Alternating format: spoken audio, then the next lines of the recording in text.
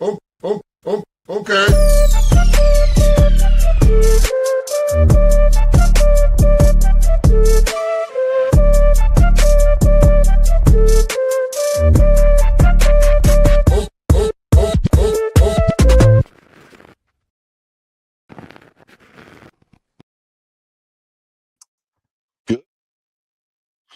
Muted myself. Good afternoon, everybody, and welcome to the Daily Herald here on Badlands Media. I'm your host, John Herold, and I got a pretty good show lined up for you guys today. I got an update from Ash that I recorded a little bit ago from the Lindell case, and we'll probably start with that. And I also have Representative McCormick joining here, plus plenty of news to discuss.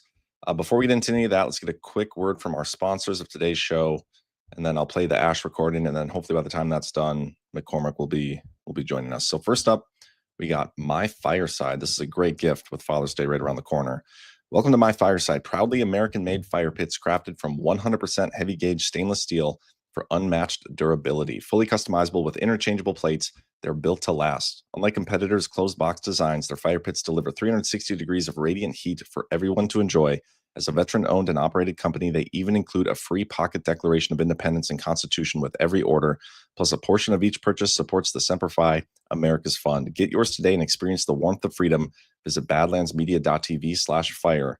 And I can vouch for this product. I have one myself, and they are beautiful and sturdy and amazing and well worth the investment if you're looking for a fire pit. And we also got Safe Streets sponsoring today's show. Now's the perfect time to secure your home and your loved ones. Get a free ADT smart home security system valued at $1,200 from ADT authorized provider Safe Streets.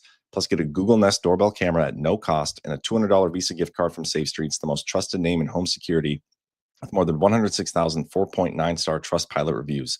Visit getsafestreets.com/badlands or call 925-529-6541.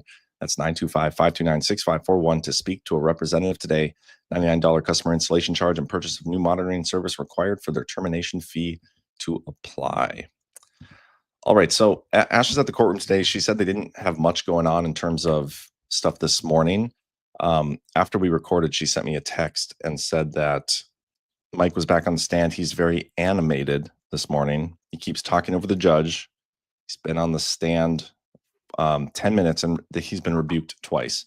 So here's the recorded. It's about 6 minutes or so, the recorded segment we did. And after this, hopefully we'll have Rep McCormick joining us. Ash in America, coming to us live from the courthouse in, where are you at? Is it Denver? It's, U.S. Federal District of Colorado. Awesome. And we're going to get a quick update on the trial. I think you were on the show Friday, if I remember correctly. But yeah, what's going on? Yeah, so Friday we had the affidavit about the call came in. That was right. Information. Yesterday we had Mike Lindell on the stand, and the majority of the day was the prosecution or the plaintiffs, Eric Coomer's attorneys, questioning him. I did a full thread on that, and there's an update in this morning's Badlands News Brief as well. The other daily show on Badlands bumped me this morning because Ghosts needed more time, obviously. So yeah, you're getting the exclusive update today on awesome. The Herold. They started cross-examination of Mike yesterday afternoon. They just really got through his background and how he came to be the CEO of MyPillow. He's expected to, that will continue this morning. I was a little bit late getting here, but it was, it was not the worst thing in the world because they haven't started yet. They had motions this morning to include clips of Kill Chain, the documentary. And I think they're going to be using some of that to attempt to impeach Dr. Halderman, who is scheduled to testify in either today or tomorrow. And he's here in the courtroom. And so there was, a lot of back and forth this morning about Kill Chain clips. They've decided to exchange the clips, both sides, that they want to review before being able to bring them in and show them to the jury. So that's happening in parallel with Mike Lindell's continuation of testimony. The court asked if they could do can you cross-examine him in a way where we don't need these clips? And the attorneys for Mike Lindell said yes. So we'll see that this morning, and then we'll get into the Kill Chain stuff after lunch, I think. Interesting. What are your thoughts about Mike Lindell's testimony? Because I did read through your thread, which everybody should go read through. It's very interesting. And I'm not going to lie, some of the things I read, it didn't sit well with me. Yeah. Yeah, no, agreed. So we've been told repeatedly that this is the only trial that didn't settle, and we have the opportunity to get evidence into court. Now, there has been some evidence of election fraud brought into court. We talked about Williamson, Tennessee. Michelle Long Spears in DeKalb County, Georgia, has been a big one. But this is the time to present the evidence of the PCABs, right? This is Yeah. the plaintiff's attorneys want it. The court has said.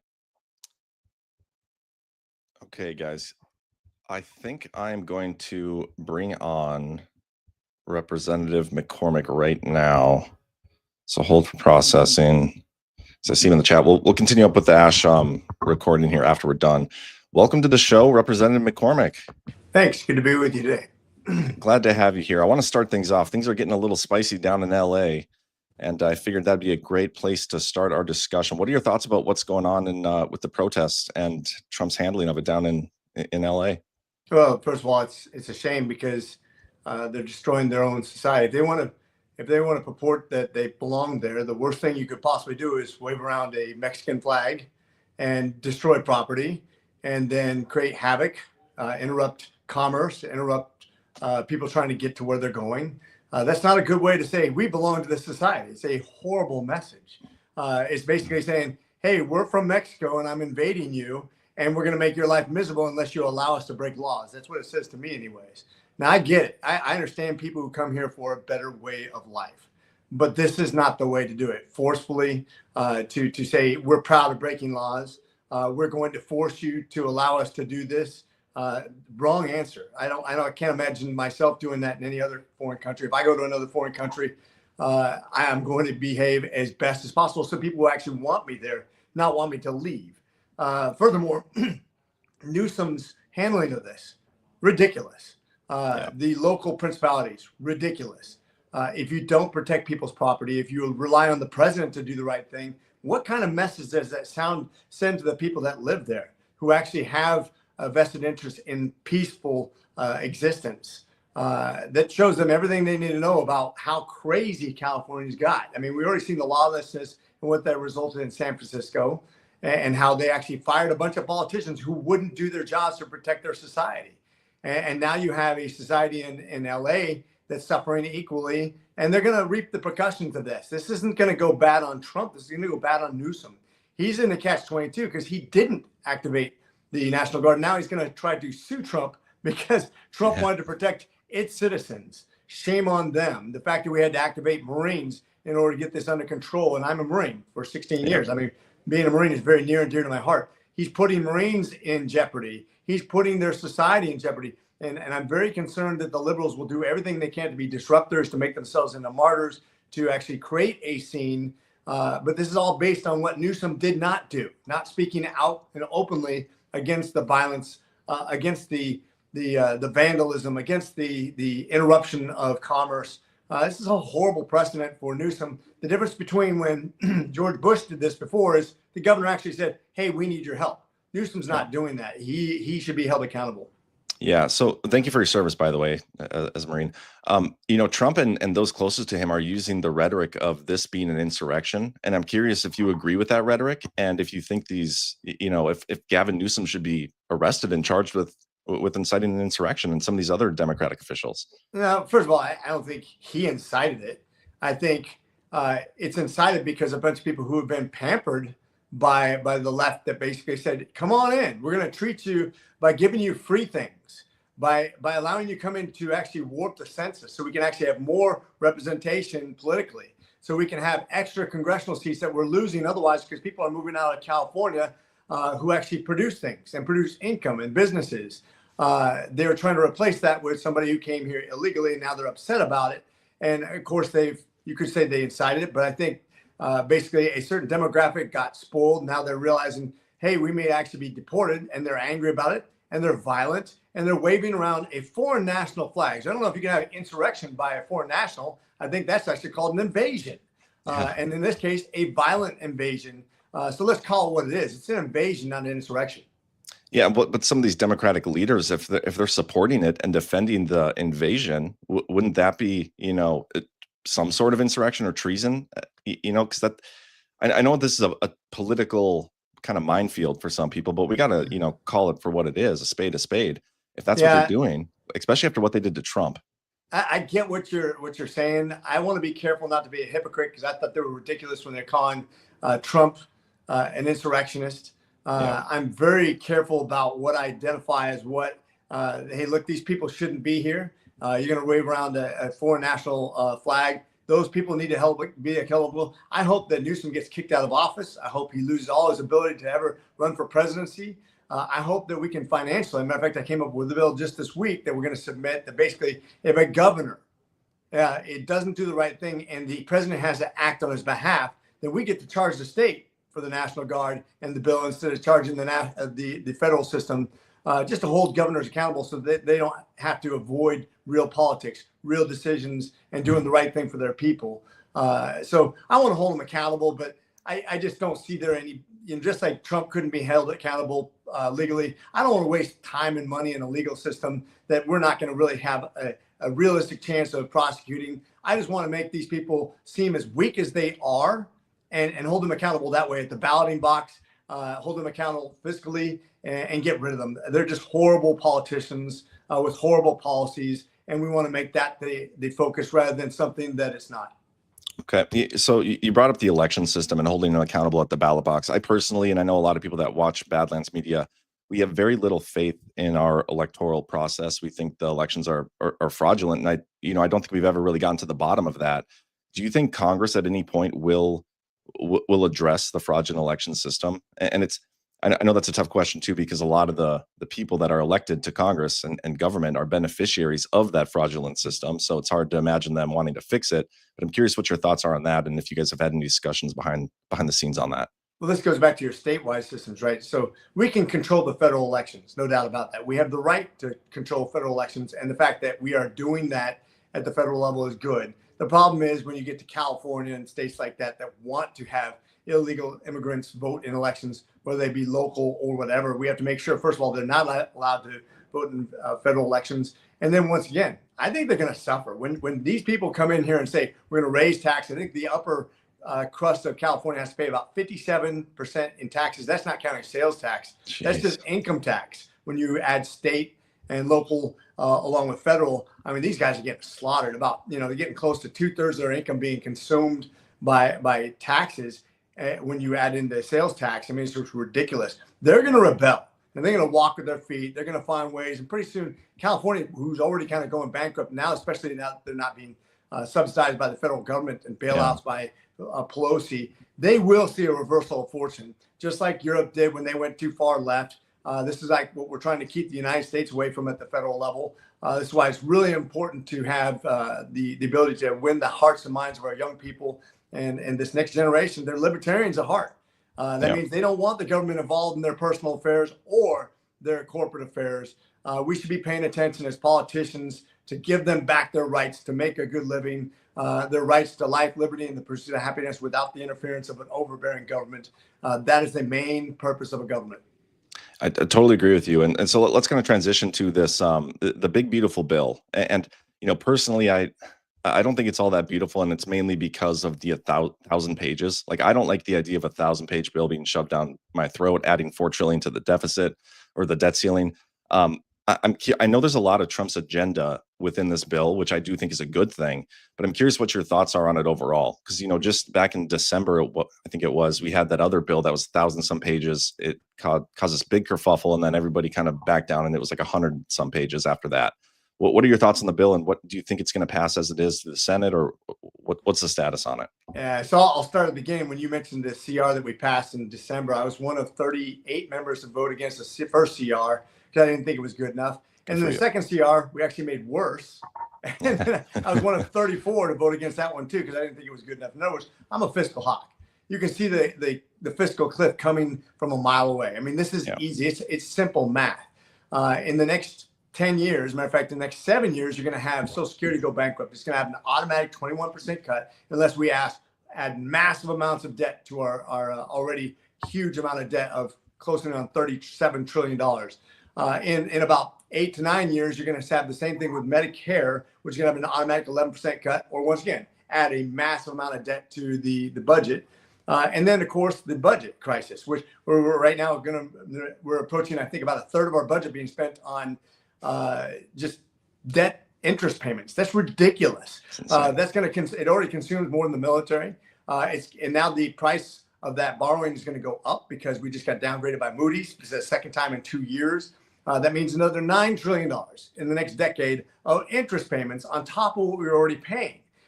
This is crazy. I mean, this is going to really be hamstringing the future of America. And so it's not good enough. The big, beautiful bill is not good enough. However, even though I'm one of 32 who wrote the speaker and said we have to have that $1.8 trillion locked in, I'm not a big believer also, by the way, in this 10-year budgeting process. Yeah. In 4 years, when we're supposed to finally go deficit neutral, not deficit, not neutral, not from a standpoint of we're going to bring in the same amount that we're going to spend, but actually not spend more than we spent this year. It's already, we're going to be 2 Congresses and a president away from now. You have no idea who's going to be in charge of that budget. So this 10-year plan is a farce. Just tell me what we're going to do in the next 2 years when we actually control the budget for sure. And that's all I want to hear about. So next year we know that $385 billion more in tax dividends is going to be given to SALT, which means out of the $415 billion more in deficit spending we're going to have, 385 of that comes from SALT. The president said to the conference, he said, look, I don't like SALT. It's not good. It doesn't sell to the public. It seems to benefit just liberal states and just the wealthiest. It's not going to sell well to the public. It's not going to save people in the election. Let's get away from that. Yet we still put it in there. We're still not attacking IRA provisions. We're still not to pre-COVID level spending, even when adjusted for inflation. But once again, being the guy who doesn't want to go to another CR, the only option I have is get whatever I can out of this and use whatever leverage we can to make the best bill possible. And that's what we did, I think. We passed by 1 vote. It wasn't a great bill, but it was the best we could get. Now it's up to the Senate to hopefully improve it. But maybe they won't. Maybe they'll make it worse. Maybe they'll make it better. Maybe it'll be the same. That's yet to be seen. But the Senate now holds our fate in their hands. And the rescission process, I think, will be modest when you really start to boil it down. The first rescission process, I think, has about $9 billion savings. And people are arguing over that. So you do the math on this. We still have a long ways to go. Yeah, Doge, the Doge cuts, I would say that's been pretty underwhelming. Going into it, we were promised like 1 trillion, 2 trillion. And I think that kind of waste and fraud and abuse exists. I don't think they've uncovered it yet. We've got 180 billion uncovered so far, according to the Doge website, and which is like 2.5% of our spending, very minimal. And then what's been put forth to Congress from the White House is only 9.4 billion, which is like 0.13%, which is pretty disappointing. And so I'm curious what your thoughts are on Doge, and if you think it's done the job as advertised. Well, first of all, let's just call it what it is. We have a 30% deficit spending. If you got rid of all, and I mean all of our discretionary spending, that means the military, which is about 15%, and everything else, ag, you name it, anything that's not Social Security, Medicare, Medicaid, the mandatory spending items, you're still not there. That's how That's why if you cut 10% for the discretionary spending, you still only 10% of what? 25%? It's a 2.5% cut. And that would be the biggest cut we've ever done. So, and we're not going to grow our way out of this. Even if you get 4% growth, you can compound it. It'll help us some, but it really doesn't. We're not going to grow our way. We have to be more responsible. And that means we're going to have to look at what are we going to do with Social Security. There's some bipartisan bills out there. And look, I'm a fiscal hawk, like I said, but I want to also assure people we're not going to cut benefits that are existing or anybody approaching it. But if we don't adjust for age when people are living longer, it's going to go bankrupt. And really soon, by the way. Maybe not this presidency, but the next presidency, regardless if you have a Democrat or Republican, it's going to go bankrupt. Same thing with Medicare. So we're going to have to attack those mandatory spending items to make sure that it's a bipartisan effort to actually do something for this country to save us from catastrophe. We have to shore up our spending problem because otherwise our interest rates will actually make our budget non-viable. So we have to do a lot. It's not just a little bit. We got to do some heavy lifting. And I know those moderates are struggling. They want to make sure they maintain themselves in Congress. And I want to see them remain in Congress too. But I think if we do the right thing, you have a robust economy that people will say, oh, look, they're actually addressing something that's going to affect all of us. And they'll actually stay in office. You can never out left the left. That's what I always say. So do the right thing. So considering everything you just said there and the bill and the trajectory we're on and the almost insurmountable feat, it appears, of this deficit, any other business in the world, if it was run like our government was run, it would go defunct, it would go bankrupt, and it would close down. So the question I ask anytime I have a representative on, and I know this is a difficult one to answer, but why should Americans be paying their taxes considering this is what we're getting from our government? Yeah. Well, first of all, if we don't pay our taxes, just like you and I, we're going to jail. Yeah. It's not a choice. That's one of the unfortunate things about a government. And by the way, the most efficient government in the world is a dictatorship or a monarchy or a theocracy where only one person gets to make all the decisions. That's why our government is so frustrating. It's a democracy. There's so many checks and balances, not just between the legislative, executive, and judicial branches, but also between Congress, the Senate, and the president when we're trying to get bills passed. It's so frustrating because you never get what you want, but it's also the best thing that exists. I know we're a republic, but this is also a democracy, and it is made in balance so that it would never become more powerful than the people, which makes it really hard to change in dramatic ways year by year. So we'll do the best we can. We'll hopefully bend that curve, and hopefully better people will come along over time, and we'll get back on track. Because otherwise, the alternative is we will bankrupt this country. We will be a empire of the past, so to speak. And that's bound to happen sooner or later, but I hope it's later. Hopefully it's not on my watch. Yeah, I mean, that it's not really encouraging. I'm not going to lie. It's the threat of like either pay your taxes or go to jail when the taxes go to what we're getting here. Like we're on the verge of like you said, collapse. I mean, the path we're on is unsustainable. And we're here at Badlands. We're trying to talk about a solution. And I don't think there's enough of that going on. It's so much politics in today's day and age. And I'm concerned with Trump in office. He's our last hope, and we have a majority right now. And the way things are going with these first 4 or 5 months of Congress and the Senate, we run the risk of, I think, losing some of these fraudulent elections at the midterms and losing his majority that he has, because we've hardly gotten anything done with Congress so far to this point. And so, I'm just curious, like, do you see after this bill goes through, if we're going to get like a speed rollout of a bunch of other bills going through, or what's the plan moving forward beyond this bill to get things on the right track and implement Trump's agenda? Well, I'll make the case that we haven't actually gotten this much done since probably Newt Gingrich. We haven't done a reconciliation the right way for several decades now. So we are getting something done. Maybe it's not everything we need to get done. Maybe it's not enough. And I would agree with that. But at least we're actually moving the needle with a very slim majority. So the fact that we're able to get that done is something. So I don't want to say we're not getting anything done, but this is hard work. And like I said, trying to get everybody, I mean, I'm a fiscal hawk, and then you got to balance that with the moderates, and there's more moderates than there are fiscal hawks.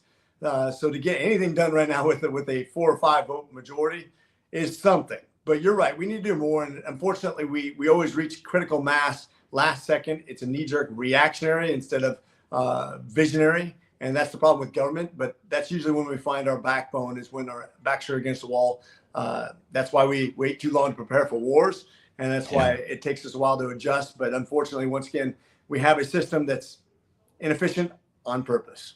Yeah, I would agree with that totally. I mean, the last minute thing is how they sneak in a lot of these things. Like, there's been a little bit of some hype around this AI stuff that was kind of snuck into the bill, which I think is still in there.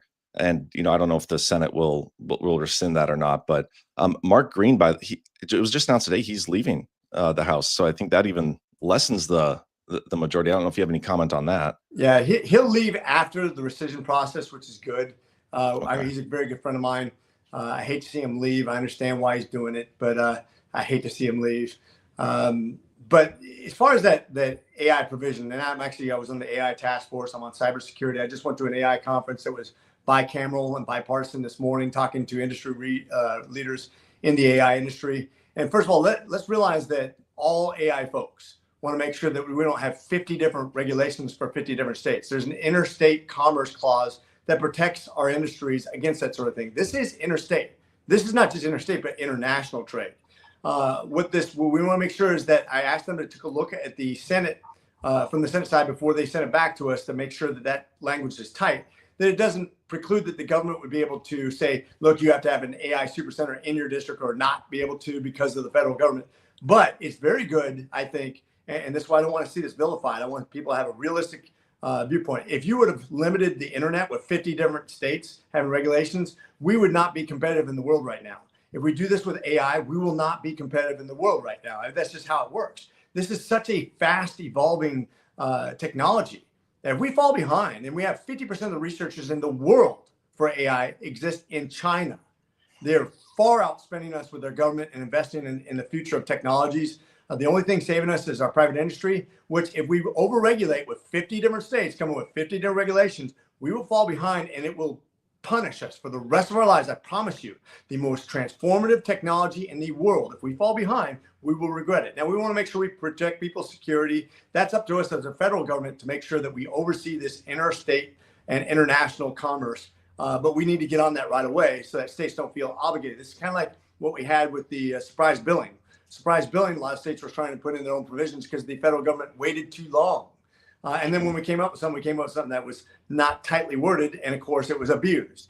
So this is our challenge in Congress, but I actually support the fact that we put that in there because I want to see us have the freedom to negotiate our own survival in this AI super world that we live in the development and dissemination of this product without compromising our security or our secrets. Yeah, I agree. The AI is the future, and we want to be the leaders in that. And I think Trump is definitely taking the steps to get us there. This bill, am I understanding it correctly that it limits the states from putting regulations on it? It prevents them from doing that? Is that correct? So right now we did this in Georgia recently, where the state legislator actually, I reached out to my state senator, one of my state senators, and I said, hey, look, having our state actually inhibit AI in a special way, basically interstate wise, is going to really reduce Georgia's ability to compete. If we have businesses in Georgia and they can't compete with another state or another international agency, we fall behind. That's it. And when you have an AI industry that basically has to compete worldwide with China, with Europe, with India, we better not fall behind. So this is not to make it less safe. Like I said, this is much like when we were developing the internet. If you overregulate it, we will fall behind.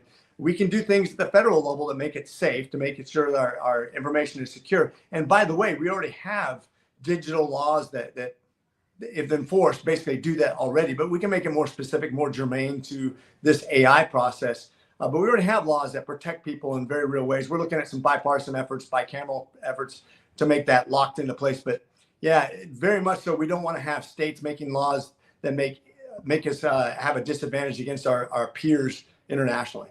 Sure. So it's more of a national security issue. What do you think of Palantir getting access to the data and implementing that program? And that was a huge story this last week, and a lot of people are freaking out over it. I'm curious what your thoughts are. Yeah. So Palantir, I think, just like Artemis and just like other new big companies, there's all kind.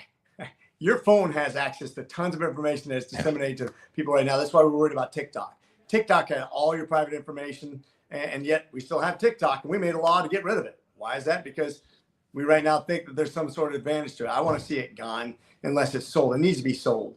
I'm all about protecting our information, but I don't think Palantir is a bad actor. It's kind of a need to know basis. Anytime that a company has access to something on a federal level, it's for a specific purpose. If they're caught doing anything nefarious, they will be prosecuted. If they're doing it by direction. That's my understanding of their access to information. Sure. And I know you got a hard stop here in just a couple minutes. So I have two quick questions. You're a former ER doctor. I'm curious what your thoughts are on what RFK is doing and, like what the golden age of medicine looks like. And then also, what are your thoughts as a veteran and a former ER doctor on lifting restrictions on the use of cannabis and psilocybin for veterans? Yeah. So we'll start with the first things first. I think I met with JFK Jr. and RFK Jr. and actually read the same books, Good Energy and other books. Some of those books are pretty extreme. I agree with the premise. I agree that we need to be more proactive in our health. We're one of the more unhealthy countries in the world because we're obese. It causes massive health problems. We need to eat right. We need to exercise. We need access to different healthcare alternatives. And we need to have a choice. And here's where I think we've gone wrong in the past. When the government mandates something, it doesn't matter if it's a vaccination or whatever it is, people will push back. Nobody wants to be told what to do.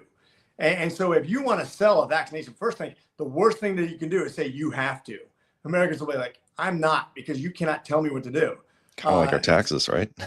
Well, that you have to, but death and taxes, those are about the two things that are certain in life. Yeah. But when you talk about like just having healthcare choices, the fact that we're not making it mandated for children to have certain vaccinations now is a good thing.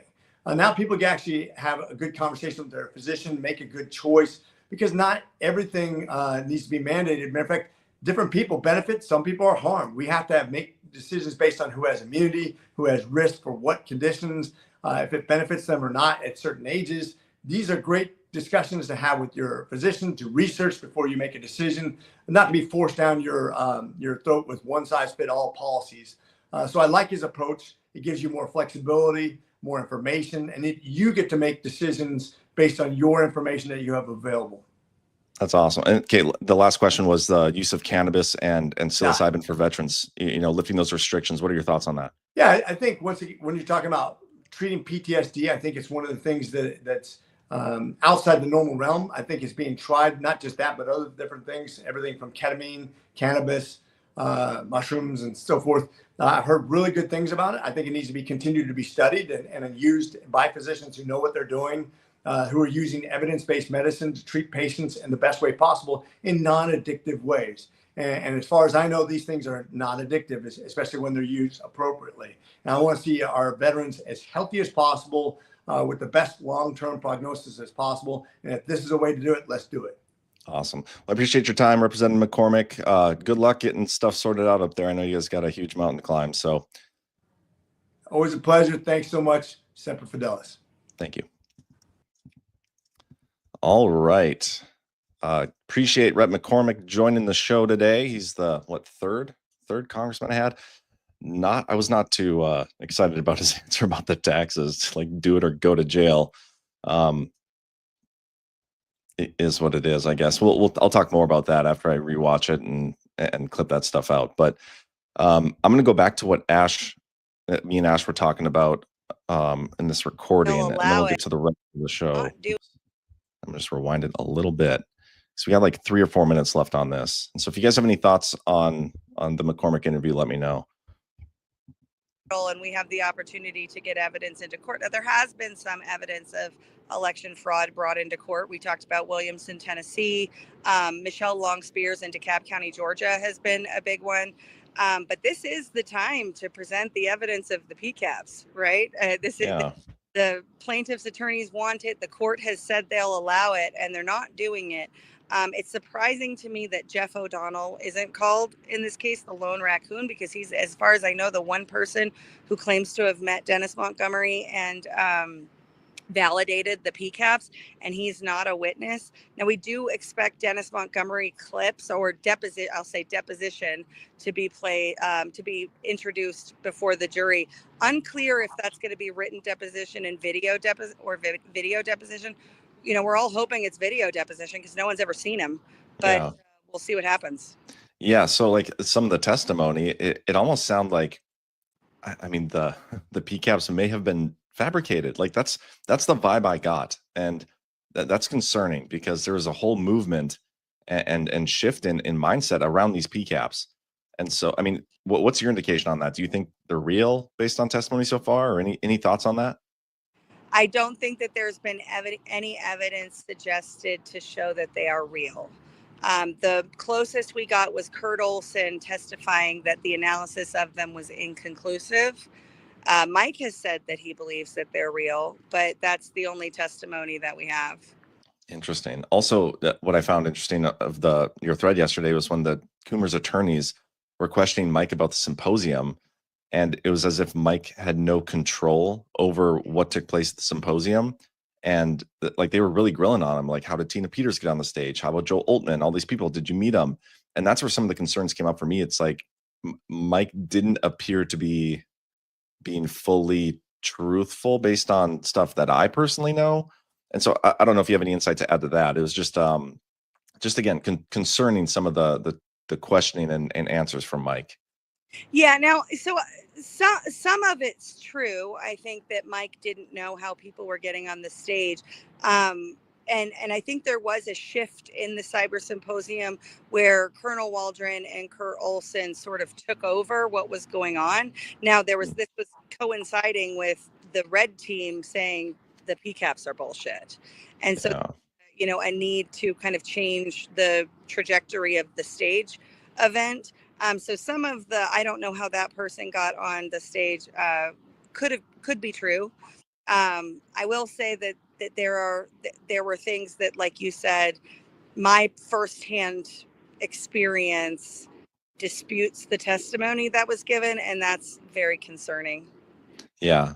I don't want to keep you too long. I know the trial's still kind of going on there, but are there anything else you want to add or say anything you're looking forward to? Yeah, I'm looking forward to seeing what they do with Dennis Montgomery's testimony. I think that's a big one that a lot of people are interested in. Again, nobody's ever seen him except allegedly Jeffrey O'Donnell. And I didn't hear that from Jeffrey O'Donnell. I heard that from somebody else, that Jeff O'Donnell had met him. So I'm really interested to see if we're going to get video deposition or if we're going to get written deposition. All the other deposition has come in through video, so that would be interesting. I'm interested in hearing Halderman and seeing how the defense deals with Halderman. And I'm also going to try and after he's no longer under subpoena and a witness, I'm going to try and see if we can get him on Why We Vote. So Heck yeah. Lots happening today, and I'll shoot you, and we're recording this, so I'll shoot you an update if anything happens before you go live. But should be good. That sounds good. Well, appreciate you as always, Ash. Keep me posted, and maybe have you on again tomorrow for another update. Sounds good. Thanks, John. Okay. Thanks, Ash. All right. So again, if you're not following Ash on Twitter, she's doing her thread updates right now. I'd encourage you to go give her a follow and share that around. She's doing a great job. Some of the best trial coverage I think I've seen, and not many. I mean, I know a lot of people are there at the trial covering it, but she's doing one of the best. Okay, let's go through. I have a bunch of stuff pulled up. I don't know if we're going to get to it all, but do my best here. No update on the Doge website. Let me get to the right thing here. Let's do that one. There we go. Okay.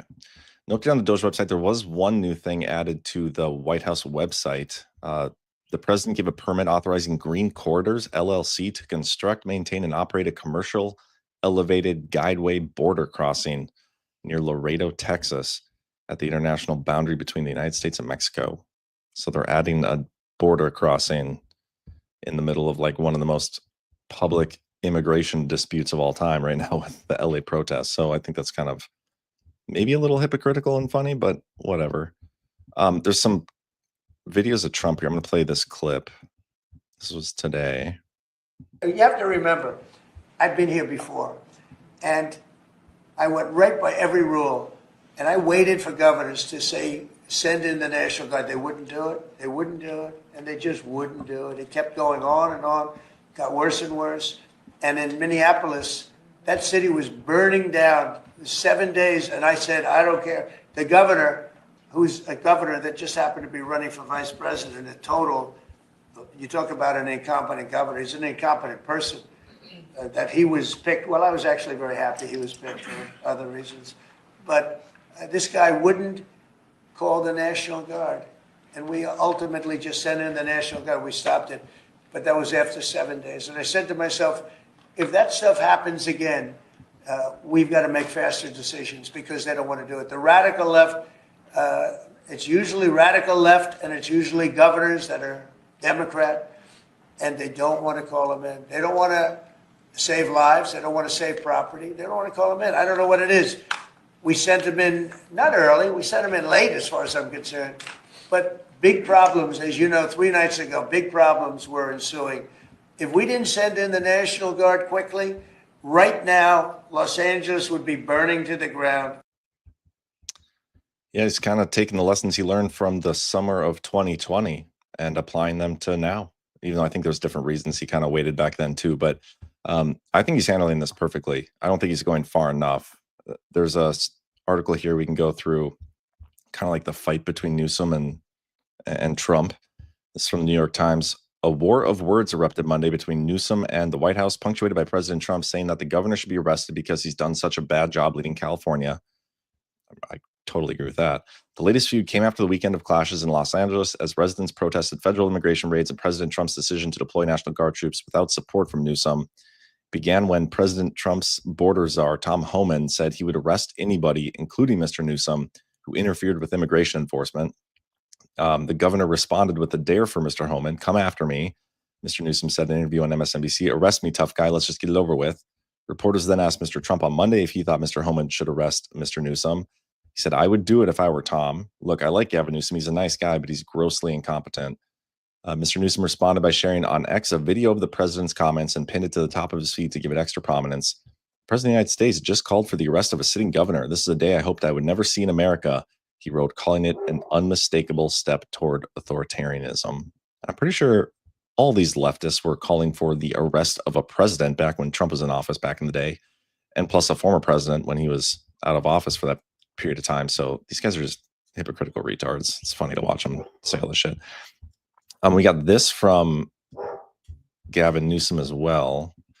"We are suing Donald Trump. This is a manufactured crisis. He's creating fear and terror to take over state militia and violate the U.S. Constitution. The illegal order he signed could allow him to send the military into any state he wishes. If he needs to, let's do it. Every governor, red or blue, should reject this outrageous overreach. There's a lot of hyperbole out there. This isn't that. This is an unmistakable step towards authoritarianism that threatens the foundation of our republic. We cannot let it stand." And then we have this. I love what Stephen Miller's saying about this stuff as well. I'm going to play this video first from Karen Bass. We need to stop the raids. This should not be happening in our city. It is not warranted, and the only thing it does is contribute to chaos. This was chaos that was started at Washington, D.C. On Thursday, the city was peaceful. On Friday, it was not, because of the intervention of the federal government. I don't think these Democrat politicians know what peaceful means, because none of these look peaceful to me. But we're clearly just using different definitions. This is what Stephen Miller said to this comment by Mayor Bass. And this is the rhetoric I love, and this is why I asked the congressman about it, about the insurrection stuff, because them using this rhetoric of an insurrection that's no small thing. And if they follow it to its logical conclusion and charge these people, they can never hold office again, which I think is a brilliant way to get rid of these people. Stephen Miller, "The threat being made here by Mayor Bass is explicit. The mayor of LA is effectively saying that the mob violence is caused by the mere presence of ICE in the city, and the violence against ICE will not stop unless federal law enforcement is withdrawn from the city. This is the definition of insurrection. LA and California leadership demand the right to illegally import unlimited foreigners into America, to control America's entire immigration policy by fiat, and if they are not so permitted, they will allow mobs to target ICE with impunity. Los Angeles and California are demanding the nullification of election results, of federal law, of national sovereignty, and of the bedrock constitutional command of one national government." He's just brilliant the way his thought process on all this stuff, and he's absolutely right. We also have this from Pam Bondi, and I'm sorry, I'm kind of cruising through all these. I'm not really adding too much commentary. It's just there's so much to get through already.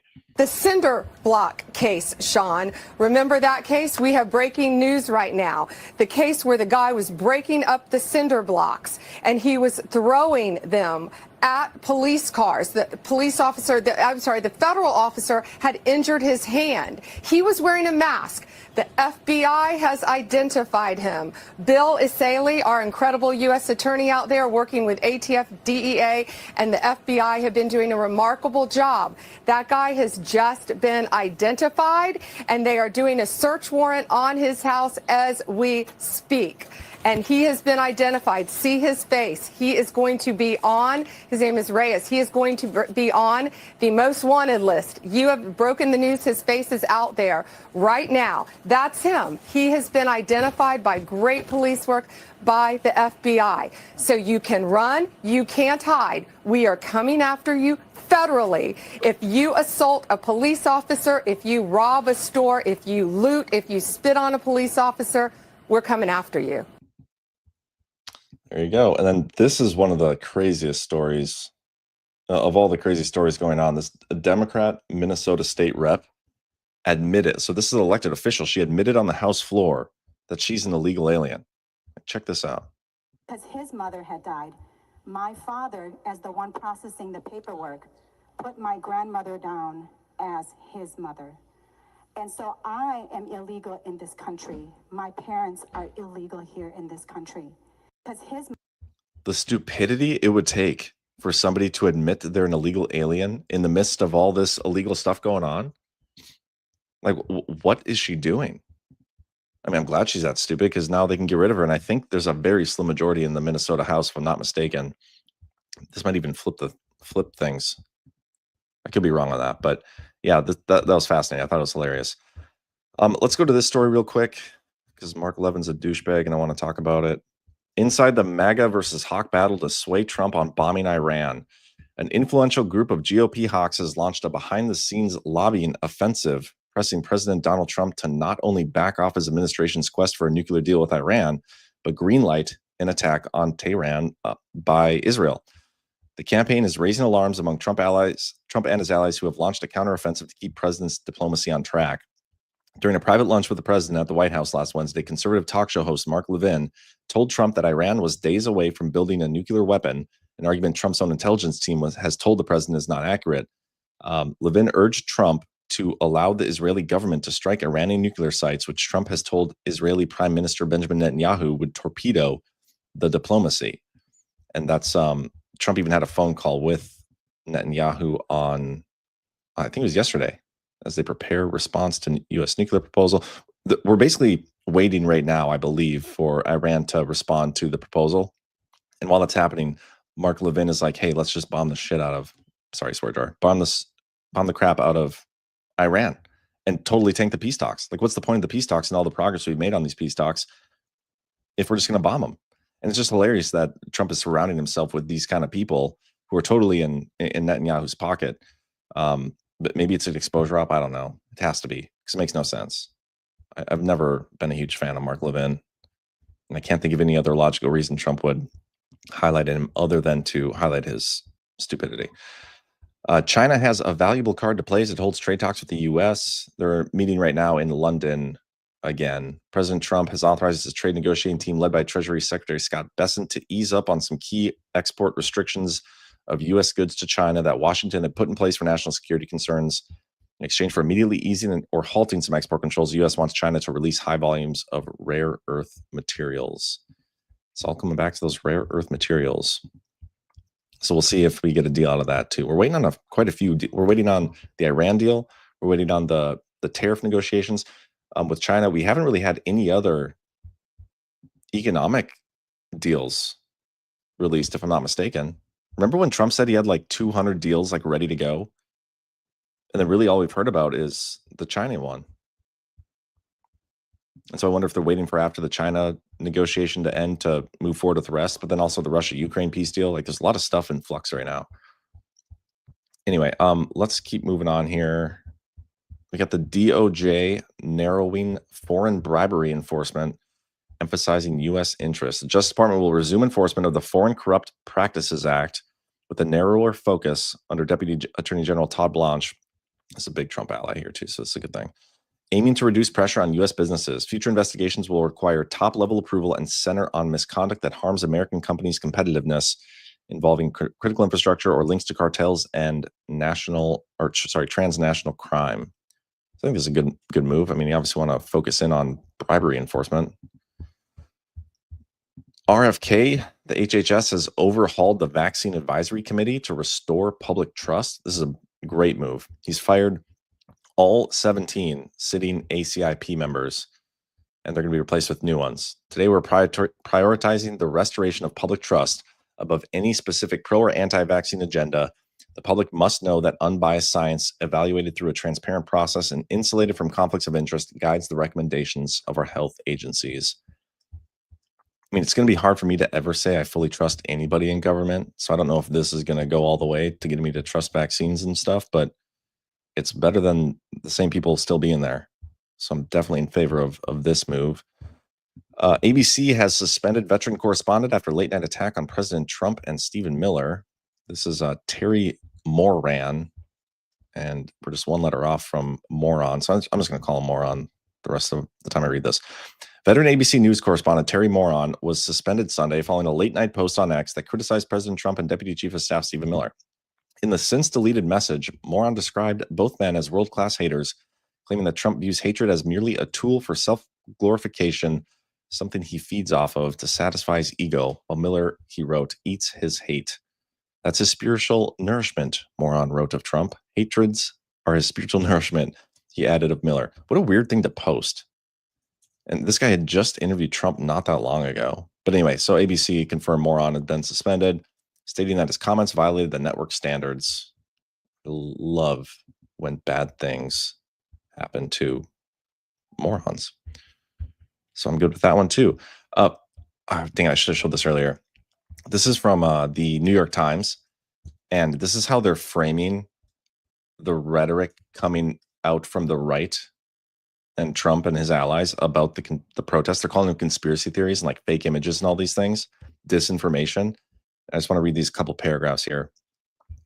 Misleading photographs, videos, and text have spread widely on social media as protests against immigrant raids have unfolded in Los Angeles, rehashing old conspiracy theories and expressing support for President Trump's actions. The flood of falsehoods online appeared intended to stoke outrage toward immigrants and political leaders, principally Democrats. They also added to the confusion over what exactly was happening on the streets, which was portrayed in digital and social media through starkly divergent ideological lenses. Many posts created the false impression that the entire city was engulfed in violence when the clashes were limited to only a small part. This is where they come up with that mostly peaceful protest bullshit. Spurjar, sorry. Like this is what they do. Like they're trying to. It's a propaganda. They're covering for the left. Like it wasn't all over the city. It was just this one part. It was just a couple cars. Stupid. Okay, but speaking of this, California lawmakers, you know how they're like allowing the violence to take place, just a peaceful protest. They can burn cars and all those things. But what they recently outlawed was you are not allowed to hold your cell phone while driving, even for navigation. Like the court in California ruled this because the lawmakers in California put this bill through. This is insane. A state appeals court ruled Tuesday that the state law prohibiting drivers from texting or talking on a cell phone while driving also makes it illegal to hold a phone to look at a map on a screen. The driver doesn't need to be swiping or tapping at the navigation application to break the law, the court ruled. Just looking at the map on the screen with the phone in hand can justify getting pulled over or be ticketed. So you can go and burn a car and like graffiti a building and throw bricks at people or whatever, according to California lawmakers. That's okay, as long as you're not from this country, as long as you're an illegal alien. But you can't hold a phone in your hand and look at GPS while you're driving. That's liberal logic for you. Let me see. I'm going to skip that story. Oh, Meta is stepping up their AI superintelligence stuff. Mark Zuckerberg is personally creating a new superintelligence team dedicated to building the world's most advanced AI platform, and he's given out 9-figure packages to hire top talent, according to the New York Times and Bloomberg. They're trying to win the AI race, and so they're going to invest billions of dollars to scale it up. So got that. Ooh, I thought this was kind of cool. You know how the 23andMe, they're basically getting sold and all that data is going to, I don't remember what company. Oh, shoot, I don't remember what company they're selling to. Regeneron. Yeah, a pharmaceutical company looking to buy all our DNA. A bunch of states, 27 states, and the District of Columbia on Monday filed a lawsuit in bankruptcy court seeking to block the sale of the personal genetic data by 23andMe without customer consent. So, I mean, that's the government actually kind of working in our favor for once. We have a former, this was Natalie Winters who put this out. We have a former deputy involved in the Obama era IRS scandal. She is getting a promotion, which that's a little concerning. So hopefully that gets brought to the attention of some bigwigs over in Congress and they can prevent that. And I think that might be my last story. Nice. All done. Okay, let me check the rants quick and then we'll get you guys out of here. If I can find where I put the rants. Did I even save the rants? I don't think I pulled them up. Let me scroll back here. Hold for processing, guys. Okay, we had a Rebel G. Herold costuming. You're my rep, and I'm offended you called this a democracy. Walking it back to say we're a republic. Fine, but get the language right from now on. Thank you for the rant. 12 Indie Boy, nice to see you, Ty. John, holy cow, what a response to Rep McCormick saying, if you don't pay your taxes, you're going to jail. That is another great example of why I watch Badlands. I can't believe he said that. I can't wait to clip that out and share that around. G-Money's going to love that one. Rebel G. Hurl costuming again says, my sole source of income for my small business is TikTok. I will get you primaried if you get rid of it. I wonder what business you do on TikTok. That's interesting. Yeah, I know they suspended the cancellation of it again, so maybe it won't be going through. I don't know. True Deplorable, I really appreciate you reaching out to different representatives to interview John. Good questions. Great job. Love your show. Thank you. Thanks. I almost said sir. I can't tell if you're a sir or ma'am, but thank you for the rant. We got Walker75. John, is there going to be a meetup at Pub Q on Saturday? Oh, shoot. I forgot to post about that. Yes, I do believe she's holding a meetup. I won't be there because of Father's Day, but it's going to be Saturday, I think at 4 p.m. at Pub Q. Dang it. I will, somebody remind me. Ty, text me after the show and remind me to call Quinn and ask her. And then I'll post about it on socials once I get it confirmed. There we go. That's, I think, everything. So appreciate y'all for tuning in. Hit that thumbs up. And yeah, I think that's all I got.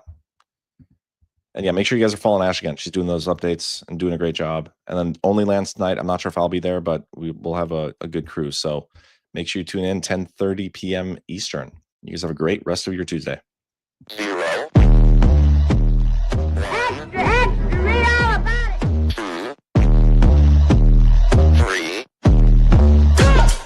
Let's get started.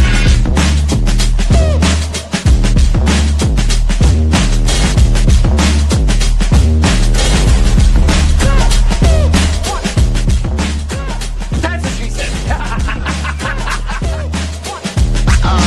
Oh, that's real good. Why they stopping me?